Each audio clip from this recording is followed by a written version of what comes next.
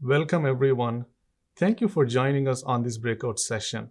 We will spend the next few minutes talking about three specific use cases and how our customers are taking advantage of the dynamic planning platform to achieve continuous planning vision in their organizations. Quick intro about myself, product leader here at Planful, primarily responsible for driving the product vision, strategy, and execution. Before moving into product management, I have held various other positions in services, customer support, engineering, etc. Joining me is Rafael. He is one of our partner, and he has been with Planful as a solution architect and also a customer in the past. I know him both on the personal and professional front. Great guy. Dynamic planning gives the ability to create purpose-built models for each operation in the organization. Sales team can have their own model, marketing team can have their own model. Like that, each team can have their own models. Even though each model have different dimensions, different elements, they all can be connected and map the data back into the finance model. It will enable the entire organization to collaborate and make the decisions quickly. Dynamic planning allows the organizations to eliminate silos and be more agile and iterative with their planning process. We have seen our customers building models for a wide variety of use cases. And today, we will dive a little deeper into three of those use cases. The first one being sales and revenue planning, where you get to see how you can load the data from systems like Salesforce and take advantage of the platform to drive those what-if scenarios. And the next one is weekly cash flow reporting, which is an important one that every organization is doing in these uncertain times. And the last one is what-if analysis. For each of these use cases, we will give a brief overview followed by the demo. With that, over to you, Rafael. Thank you, Rajesh. My name is Rafael Farias. I'm the Director of Advanced Solutions at KeenVision. Today, we're going to focus on three specific use cases that have broad appeal across various industries commonly use Planful. While these three use cases primarily fall into the strategic planning and treasury areas you see here, we at KeenVision also leverage dynamic planning in various use cases across the different high-level categories shown.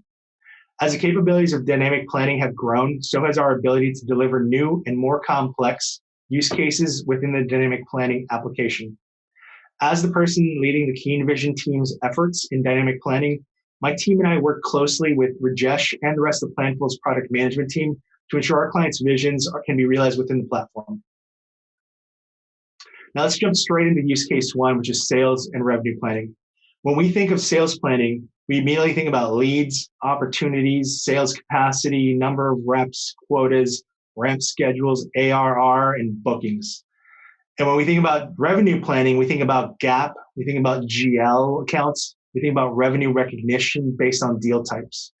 There's also an inherent relationship between bookings and billings, which eventually lead to cash. And we're going to talk a little bit more detail about direct cash planning in use case two, but I wanted to lay a high-level picture of the planning that we're going to discuss here in use case one. Traditionally, these are some of the challenges to building a revenue plan based on operational data. When the data changes in the source system, decoupled nature of the data leads to discrepancies between the sales plan and the revenue plan, which ultimately have to be reconciled. And most often than not, that's done manually by the finance team. And these are challenges that I'm sure everybody watching has experienced. On this slide, you see some of the data required to complete the sales pipeline to revenue planning model. Today, I'm going to focus specifically on bookings, billings, and revenue recognition from Salesforce or whatever CRM you're using to create different scenarios using the opportunity data and manipulating the data in various ways to create different versions of the forecast that allow us to gain insights into the future, which may look like depending on which deals close and which do not.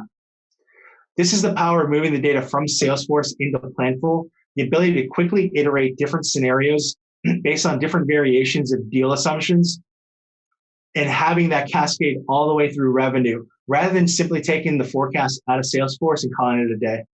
And this is an aspect of continuous planning, which we think about in terms of compressing cycle times in a connected and collaborative way across different corners of the business, which in this particular case allows us to link operational sales opportunity data and develop a revenue plan based on modeling out these changes. Now let's jump into dynamic planning and show you a glimpse of what's possible. So before we jump into the actual use case, I want to just give you a lay of the land. So we're here in an area called Model Manager. And what I'm able to see in Model Manager are my different models and what we call ESMs, or external source models, that are built into the application. So I'm going to go into this opportunity data raw, which is my landing field for my opportunity data from Salesforce. And you can see here on the left with these fields that we are bringing in data that's in a text format, also numerics, also date information. And then ultimately, we're also able to create formulas. And these formulas allow us to augment the data coming from Salesforce with additional information that we might want to do. In this particular case, you can see the customer priority formula here. It's allowing us to group together different customers so that we can focus in on planning just to our 20 or so key accounts while grouping together the rest of the customers into other enterprise, mid-market, and SMB. So now let's jump into the actual use case. And we're going to start over talking about, again, the opportunity data and how it influences into revenue. So we can see here, we have 2 deals expected from Microsoft and Apple in Q1. And right now, just looking at the data, based on the revenue recognition schedule of the opportunity data, looks like Microsoft is a 2-year deal just based on how the revenue is being recognized. We have upfront billings and bookings in Q1. Apple, very similar, except that this looks like it's a 1-year deal. So what we're going to do is assume that we've been contacted by both of these companies, and we know that during the current crisis, a lot of people have been staying at home, and a lot of people have been purchasing additional devices so that they can stay online and connect. So they've called us and they've indicated that they now need additional years in their contract, and we're going to go ahead and model out what those changes look like. So here we are in our opportunity details, and this is actually what that table looks like. So that fields and the formulas that we saw earlier, this is what it all looks like. So what we're going to do is we're going to identify Apple. So we see here Apple's got a 12-month deal. We're going to change that to 36 months just based on the assumptions that we made. And with discounting, we expect this to come in now at 100K. And likewise, Microsoft, we're going to find them. And there was already a 2-year deal as we'd seen earlier. We're going to make that a 36-month deal. And we're going to go ahead and up that to 60,000. So while I'm making these changes, the power of what we're doing is really the ability to iterate and make different changes and different assumptions and have them cascade through into our revenue plan. So here you see, we're pushing our data to our forecast. There's a possibility of pushing this to additional scenarios as needed. So now I'm going to go back over to our report, and I'm going to refresh the data. And we're going to see what the impact is of those changes. So now you see that the change that I made to Microsoft, right, we now have a 60,000 K bookings, and it looks like it's now being recognized ratably over 3 years, right? So that reflects the changes that we expected based on the changes that we made to the details. Likewise, Apple has 100K in bookings, and it's also being recognized over 3 years. The key difference here, though, is it looks like Apple was set up for annual billings. So you can see that Apple has 3 different billings over the next 3 years for 1/3 of the total contract value, which is what our bookings amount is. So that's what we wanted to talk about in use case 1, really the ability to quickly iterate changes to our opportunity data, create different scenarios, different versions of what may happen based to our revenue plan based on changing the operational data. So now we're going to jump back into the presentation and talk about use case 2. So in these highly uncertain times, we know that many people watching will most likely have spent much of the past 2 months building and rebuilding a new forecast as the full impact of the current crisis and its impact to your specific business have become better understood. Particularly in these times, I think an old adage has made a strong comeback, and that's really cash is king. So in this second use case, we're going to review a weekly direct cash flow forecast. As you know, the most common cash flow planning method has traditionally been an indirect method. And while an indirect method is extremely powerful at informing us of the impact of cash that our operational plans should have, indirect method is not good at telling us specifically which areas of the plan are having the impact. So that's where a direct cash plan comes into play. Now, on this slide, you see many of the reasons why a direct cash plan can be particularly challenging to build, and yet is so critical in understanding the true impact to our business based on the changes that are happening. So on this slide, you can see many of the components that make up the weekly direct cash flow model. And for this second use case, we're primarily going to focus in on cash inflows from the billings related to the opportunities that we saw in use case one. We're going to see how we're able to aggregate the data in modeling based on the changes that we made to aggregate our clients, our customers. And while this model is specifically built on a SaaS revenue model with relatively minor changes, we're able to adapt this model to work across industries as diverse as professional services to nonprofits and pretty much everything in between. And it is this value that dynamic planning delivers, the ability to create bespoke plans and user experiences that meet each individual team's specific needs, all the while automating the data connection between the financial plan that's typically in structured planning and these iterations that we're building in dynamic planning. So now let's jump over to dynamic planning and show you a glimpse of what's possible. And here is where we left off. So we're just going to go over to our next use case. And here's a 13-week direct cash flow statement. And this report has a lot of data going on. So I'm going to jump into full screen mode now so I can get a full picture of what's happening. So this looks great. This is telling me a lot of information that I need to know. Now, if you look at closely, what we have here is basically the cash collections based on our bookings model. So these are the new deals, the new opportunities that we have coming in from Salesforce and the different iterations thereafter. We also have some inflows from renewals, and you can see down below, you can see our cash outflows. So these are largely coming from structured planning application based on your bottoms-up plan. So now what we're going to do is we're going to take a look at a specific area and focus in on the cash flow related to the mid-market. So I mentioned earlier that we have the capability within dynamic planning of grouping our data so that we didn't have to plan everything at the most granular level. And this is what I was talking about.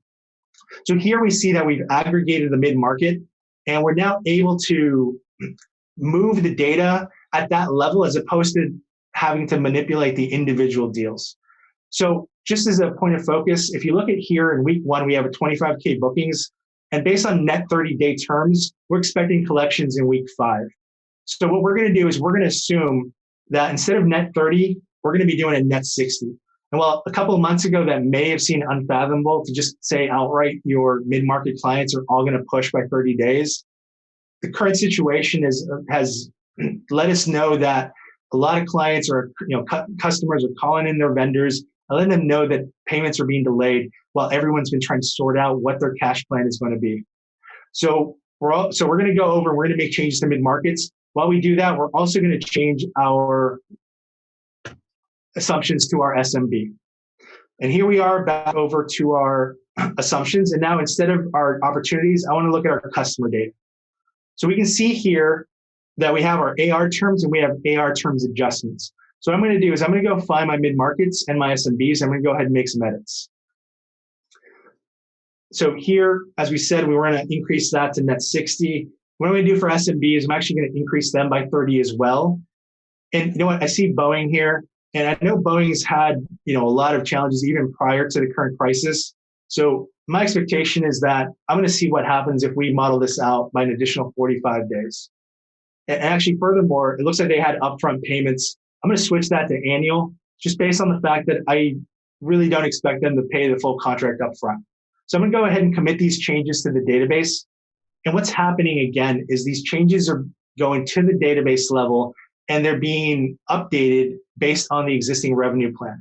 So this is how we make our different iterations, just very quick, fast assumption changes to allow us to see what the impact is all the way through cash collections. So now we're going to go back to our report and we're going to go back into full screen mode here. And here's our mid-market. We're just going to go ahead and refresh that. And remember that in week 5, we were collecting our week 1 bookings previously. Now let's see what happened.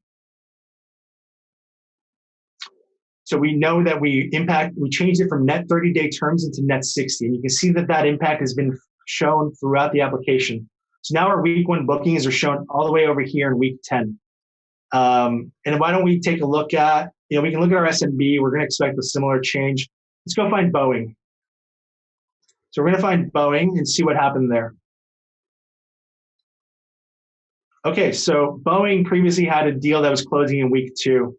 And based on the changes that we made, we're now expecting collections from that deal in week 13. So that's that net 75-day terms. So we see that the changes that we made have been impacted and cascaded through the application. So now, just to make sure we see kind of the full impact, let's go back to our 13-week direct cash flow. Let's go ahead and refresh our data. I'm going to draw your attention here in week 2, where we have a 216K collections expected. When we refresh our data, we're going to see the impact of the changes that we made to our mid-market, our SMB, and again to Boeing specifically. And there you have it. We can see that that's had a direct impact, right? So now we're collecting 50K less in week 2 than we originally were based on the data that we had coming out of Salesforce and based on our standard contract terms. So it's changes like this that we're able to iterate through and create different versions of very quickly that allow us to use dynamic planning to iterate on top of our details from structured planning and create new versions of the truth. So that wraps up what we want to show in use case 2. Let's jump back to the presentation and talk about use case 3. So in our third use case, we're going to review a bespoke model that typically sits outside of the realm of the finance team, and that's debt modeling. The current crisis has forced many businesses to consider the impact of taking on debt as a means to carry the business forward. And as a result, the need to model the impact of additional debt loads on the 3 financial statements is especially important. And it's going to have a direct impact to your net income and influence your decision-making. Furthermore, there's a need to consider so many different possible combinations of debt that today's treasury departments need to be able to model out those different scenarios, and the finance team needs to determine the financial impact of each one of those different debt scenarios.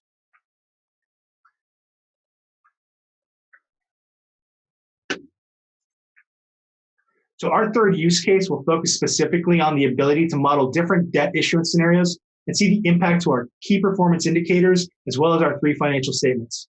Because of the scale of the borrowings we need to undertake, the model is built using circular logic. It solves for the 3 financial statements at the database level. And this is what really differentiates the way that we plan within dynamic planning as opposed to structured planning. We're able to make high-level operational assumptions to the structure of debt in this case and have that model through and impact the financial statements. So now let's jump over to dynamic planning and show you a glimpse of what's possible. Here we are in our reporting. So we can see here what we're doing is we're going to compare a base scenario to our what if scenario. And what this is showing us is just based on our base scenario, which is coming out of structured planning, what we're going to do, what the changes are going to be to our financial metrics and our KPIs based on the different debt assumptions. So just so you can see, right, I'm going to refresh, and we're starting with the same assumptions. So we have the same data set between both scenarios. So what we're going to do now is we're going to just take a look at what our financial statements currently look like, and then we're going to look at them afterwards and see how they changed. So we're going to start over here with our statement of cash flows. And one of the key assumptions that we currently had originally was that we were going to repay a $3 million debt in June 2020. But if you look here, we actually started the period with just under $2 million. So in our assumptions here, that actually meant that we were going to have to borrow money on our credit line in order to make that payment. Now, for different businesses, this may be an equity issuance, or it may be just taking on another loan. But in this particular example, we're talking about a revolver. So, and just as a note, what we have here is actually, I just have a couple of reports open, but these are fundamentally the same, or it's the same data set. What we're going to see is what the changes are after we commit our changes. If we look at our balance sheet, we're able to, again, look at our cash rate. So we started out just under $2 million, and then we've actually dropped down to 100K after we repaid those $3 million. And 100K is actually our corporate limit. So we don't want to go under 100K ever, which is what actually trigger our borrowings. And as mentioned, right, this could be a different event, but fundamentally it's related to our cash position, our ability to repay that loan.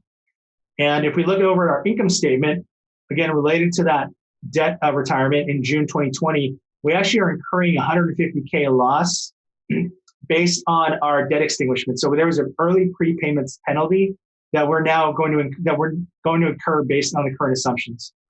So let's go into our details. Let's go take a look and see how we can manipulate and make changes and see how the changes impact our financial statements.